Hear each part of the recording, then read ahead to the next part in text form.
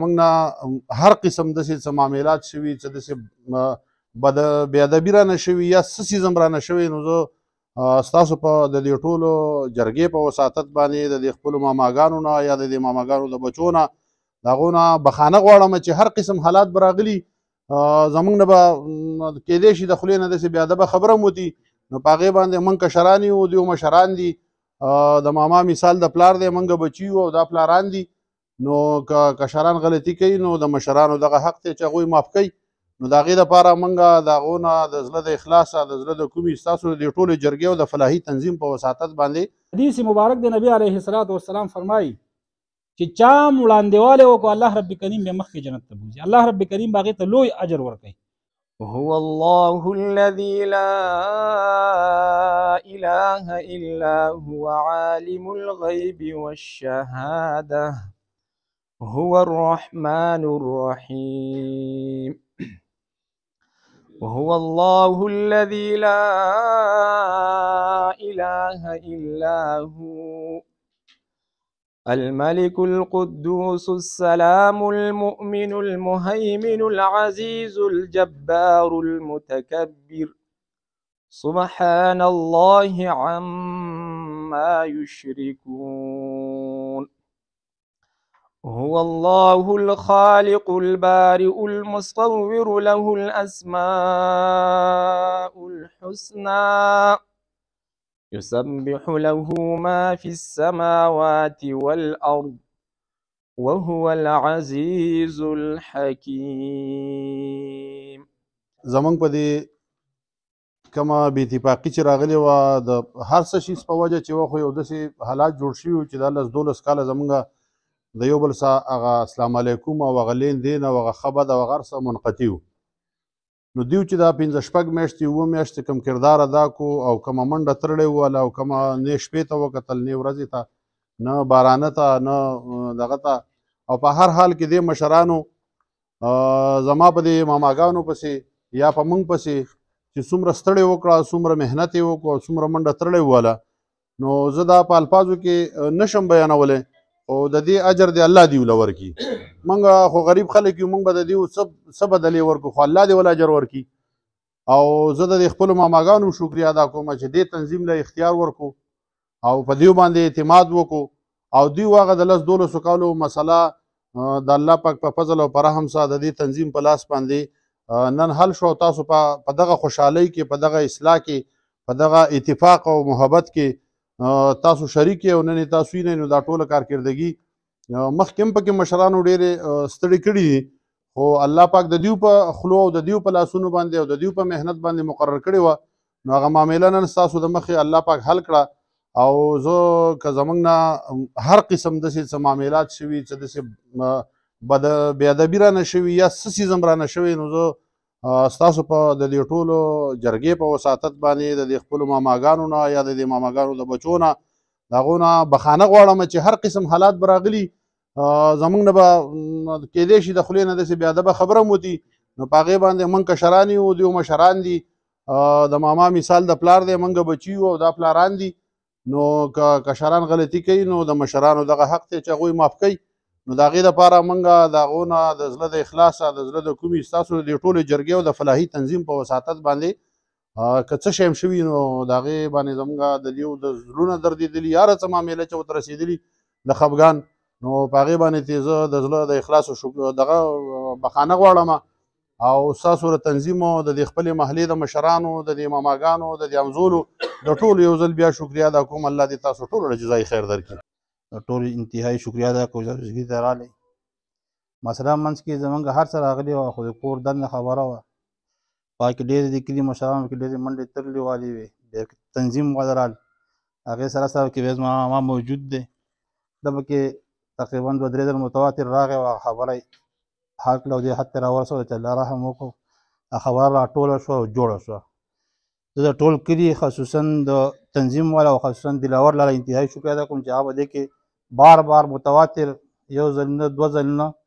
تقریبا د تېر شوي جنوري فروری نه پکې غریب شروع کړي دا تر اوسه پورې او پکې را روان راتلو. نو زه ټول تنظیم په دې باندې شکر ادا کوم، بس خپل کلي د ټولو څه غلطیان شي د هغه معافي نه غواړو، یو بل ته به تریخ تاواله راغلی، خو انسان دی شیطان دی قسمه قسمه مسلې پکې راځي نو د هغې دپاره د ټول نه زه معذرت غواړم که خپل دي او که پردي دي او الله دې رحم وکړي د آینده لپاره زموږ خپل اتفاق برابر وي. خټو کې او په بارانه کې او په شین اسمانه کې کتلې نه دي او په خټو کې به راسه ناست وو او ډېره په مرداره کې به موږ ځاله د شپې بیلچه واله او دې به په شپې راغلو چې خدای پاک موږ به دې په کوم ځای کې کټ تاسو په کوم ځای کې به کټه کېږي که نه ډېره ګرانه خبره ده او دا د دې چونې د شیانو دا داسې مرداري ده چې دا مرداري په چا ولیده که نه سره ډېر به و چې د کور نه به وتښتي دا څه شی مثال شوی نو په دغه کې به دا غریبانان راتله زه دې ډېر شکریه ادا کوم چې دې دونه ټایم په پاس کاوه په مرداره کې. دلته موجود مشر شیخ میګل جان لالا او شیخ ابراهیم جان لالا چې دا زامن د شیخ مرحوم غوث الله جان زامن دي او دغه شانتې د دې یو خور چې د اجاز الرحمن صاحب د دې مور وه او د هغې خور وه د دې په منځ کې تقریبا په 15 اګست 2015 باندې کورنۍ مسایل پیدا شو او هغه مسلې دونه پیچیده شوې چې په هغه کیسونو طرف ته لاړې او تر د نن هنه پورې چې کوم دی په عدالت کې هغه کیس جاري دی او روان دی خو په دې کیس په دې دوران کې زمونږ ډېر د دې علاقې د دې معیارو معزز مشرانو او علما کرامو په هغې کې تقریبا یو 3 جرګې کړې وې په هغه جرګو کې محترم جناب عبید الله مولي صاحب شاه ولی الله مولي صاحب او د هغې سره زمونږ یو مرحوم حاجي عبدالخالق صاحب بهترین امیر صاحب حاجي شیخ بختیار صاحب حاجي شیخ ګل حبیب جان لالا او دغه شانتي امیر ترکان لالا الله دې وبخي ګلزاده لالا د الله دې وبخي او شیخ رحمان جان لالا او امیر صاحب دغه شانتي د صدبر کلي دا مشر زموږ سره موجود دی دوی هم پکې خپل کوشش کړی دی دوی تقریبا خپل محنت کړی و دا خبره یې موږ ته اسانه کړې وه او په اخره کې چې کوم دی په دې پلاحي تنظیم مشرانو مخې ته چې کله دا مسله راغله نو تقریبا د 6 میاشتو کې موږ په دې کې شپه او ورځ ته نه دي کتېدلي دا فریقین د دې ګواه دي چې کله د دې خواته راځه او کله د هغلته او کله د بار مشرانو سره د خپلوانو سره په دغه سلسله کې چې کوم دی موږ دغه فریقین موږ سره چې کوم دی وګره ښکته کړله او خصوصا زه به د اجاز الرحمن صاحب د مور شکریه ادا کړم چې هغوی موږ ته په ډېر ښه انداز کې چې کوم دی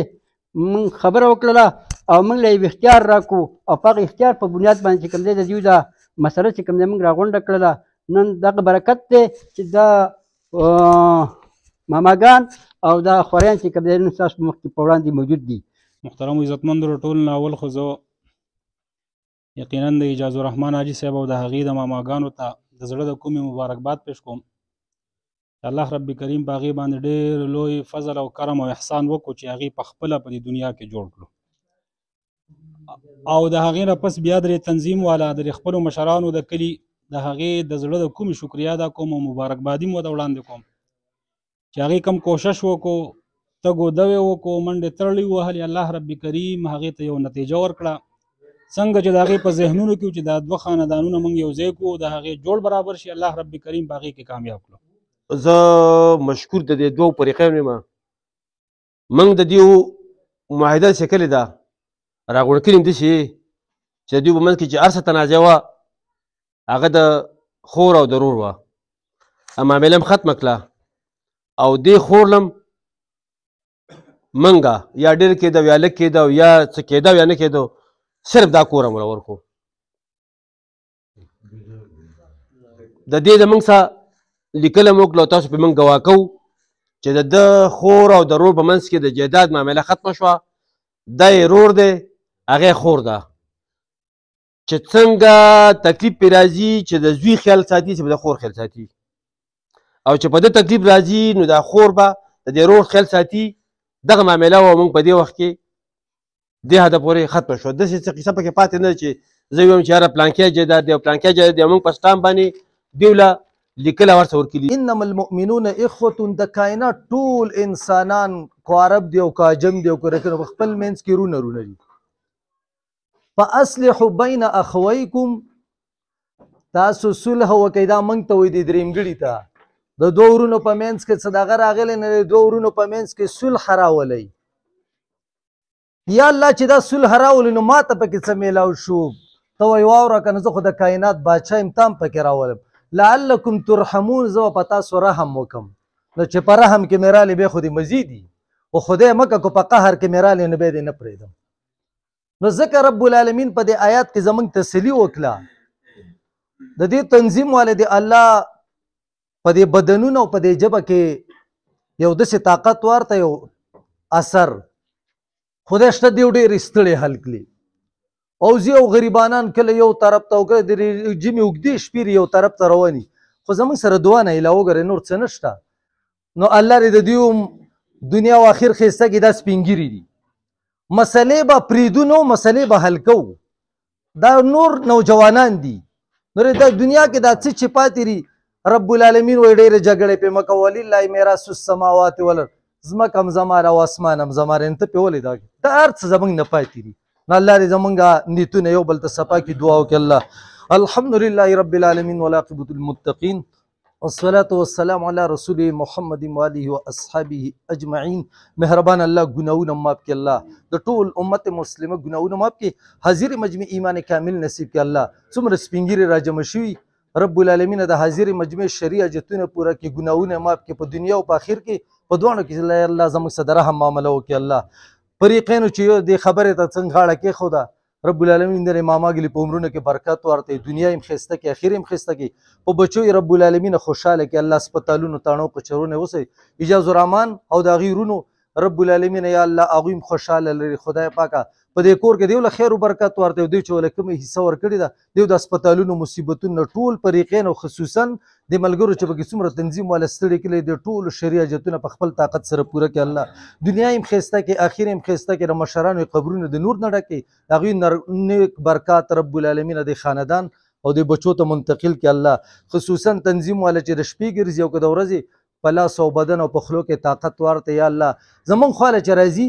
په موږ باندې د دې خبرې شعر و شکرې وګرځي الله خبرې را باندې خوږې وري خالي ستا د په محبت کې را پاڅېدلي چې د هر چا خواله د فریقینو ورځي خدای په دواړو باندې خبرې رب العالمین خوږې ولګي د یو ځل دونه یا الله ډېر مه کړه والله خبرې وله ته حل کوه الله ستړیوالی وله مه راوله خدای په خبره کې اثر ورته په موږ یې خوږې ولګي خدای پاک نفرتونه په محبتونو بدل کړي الله دشمنین رب العالمین په محبتونو بدل کړي په دوستیانو باندې الله حاضر مجمع الله خصوصا په دې ملک امن او امان نه ولې بدامنۍ منګیانې په خپل طاقت سره ختم کړي خیرخوا او کمران د ملک لور کړي جوماتونو مراکز و مدارسو حرمین شریفین اسلامی ممالک و مظلوم بدحاله مسلمان حامی او ناصر شي یهود او نصارا او ظالمانو ته هدایت نصیب کړي ازل کې هدایت نه لوی عذاب کې گرفتار کړي الله سپي استۍ نه میټاو کې ګیره راتنګ کړي الله مسلمانانو خپل منځ کې اتفاق او اتحاد راولي